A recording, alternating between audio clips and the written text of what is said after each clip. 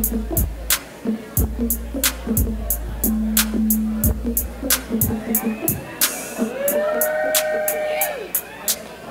brought my own chair.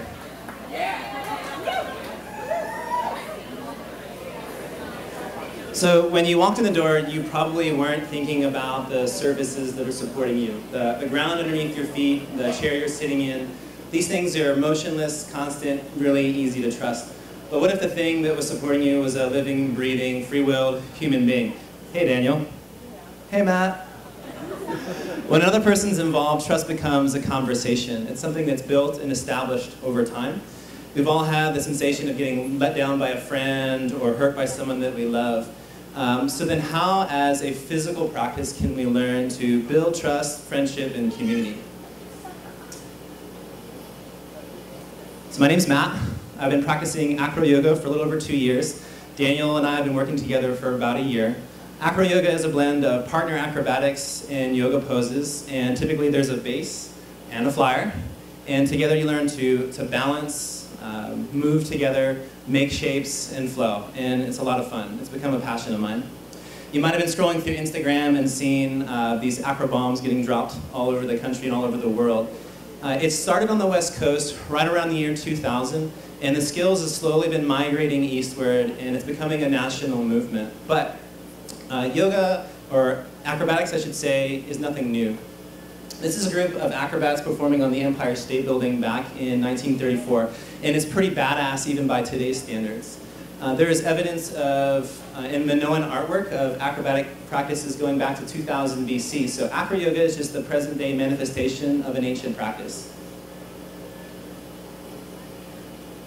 A lot of you know me as a yoga instructor. I've been teaching yoga for about 3 years and practicing for 10. Yoga is about your relationship to yourself. As you practice on your mat, you go deeper into your own mind, and you learn how to be patient, which helps you relate to other people, and essentially not be an asshole. There's an amazing practitioner and community of yogis in this town. It's amazing to see how much it grows, but a lot of times the yoga practice is taken very seriously. You get on your own mat, you don't really talk to the person to your right or to your left.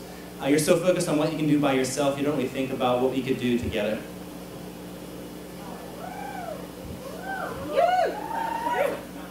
Nice, Daniel. So I think people are getting into acro because it's a lot of fun and you can do some pretty cool things. You might be wondering who are the crazy types of people who enjoy doing something like this, and the answer is gingers. This is me as a kid. My mom on the right loves to tell stories of me as a child. I would literally vault out of my crib and thud onto the floor before I could even walk. I grew up climbing trees and rocks, so she's not surprised by the things I'm doing today. I was also pretty heavily influenced by the Star Wars movies. I secretly want to be a Jedi and have like magical powers and do things with my mind and body. I think there's something special about movement. When you see somebody doing something you can't do, I think it draws out this childlike curiosity, and like we just want to try and play too. So I do a lot of inversions in my yoga practice, so I like doing in acro, I like doing inversions on other people. You don't have to be a super athlete to do acro. People do come from dance backgrounds, gymnastics like Daniel, circus arts, but a lot of people have no special background at all. And there's a cool thing is there's a practice that anyone can do. This pose that I'm in now is called bird, and it's where most people start their journey in acrobatics. Some of you have probably even tried it. You had a parent or a brother who has flown you before. A little more toes, Daniel. There we go. It's something that anybody can try. It's really accessible. Where you take it is up to you. This is a photo of me and one of my partners performing for charity earlier this year. The higher level the skill, the more trust and more time is involved. But the cool thing is when you succeed, you have a friend that you can share it with. And once you have the practice and you have your friend, you can take the practice anywhere. If you have a flat surface and your buddy around, you can do some pretty cool things. It's not all about the acro bomb though and the acro selfie. There's a lot of substance behind it. There's a lot of laughter, there's a lot of play, a lot of friends getting together. And when you come into practice, you want to try something really flashy, but you find that there's a community there that's literally willing to support you with their own hands. You get to confront your issues of trust and have a lot of fun. So I teach these skills. I was certified to teach earlier this year. You can find out about us on Chattanooga Acro Yoga on our Facebook page, about workshops and things that I have coming up. Hashtag #ChatAcro if you shot any pictures tonight. I am secretly usually the bass. Daniel is usually the flyer. He's been supporting me for a long time, so let's stretch out his legs.